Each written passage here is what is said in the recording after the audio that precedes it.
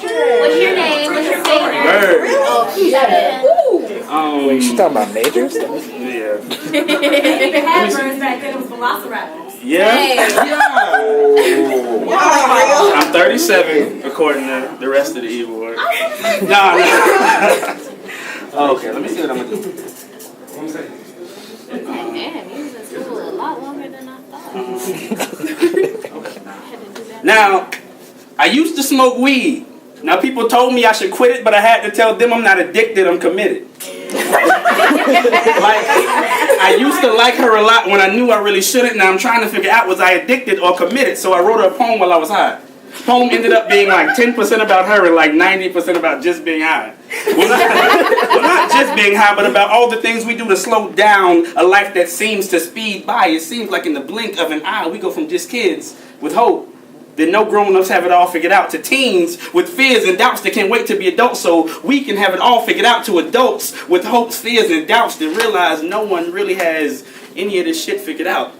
But despite those random tangents, my mind always landed back on you. You were a good feeling rolled up into a bad situation. You were set to fire by our passion. I inhaled you. I held you close to my heart. I blew out my doubts. I lost grip with gravity. I kissed you casually, always knowing exactly where this was going. Nowhere. But it felt right. Because on those nights, you was my high and my headache, my beautiful mistake. So we argued to flirt. We try to fix what we hurt, both knowing that it wouldn't, that it couldn't work. So we fight for the fun of it. We fuck for the lust of it. Do everything except make it official, because neither one of us had any trust in it. And for some reason, I let you go, and you go talk to some other dudes. I flirt with some other chicks, but I kept you in the stash somewhere close where I could get back. And some of my friends didn't get that, but I tell them you probably wouldn't understand that feeling until you hit that. So the funk of our dysfunction lays as heavy as it could, but I swear it stinks so good, and you'd just come back around like you were in rotation. I never understood why you let me hurt you in circles when we were OJ in his glove. We were not a perfect fit, but still not enough to convince you he didn't do the shit. We made it work somehow for moments. What we had was a little bit too potent for your casual love poem. I had plenty of girls who I didn't clash with nearly as much, but they were never nearly as fun. You were never my one, you were my zero, because I fit perfectly in the hole in you.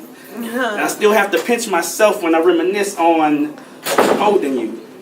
You were my weed. You were nothing I need, but everything I want right now. Maybe that's why on those weekends I always thought about you when I was coming down. Now I tried to quit smoking, like I tried to quit you, and I'm fine without it. But on days where life gets a little bit too mundane, I still think about it. So I don't need it, but like anything, or in this case, anyone that's fun that you stop doing, you tend to miss it. So I guess the question is, was I addicted or was I committed?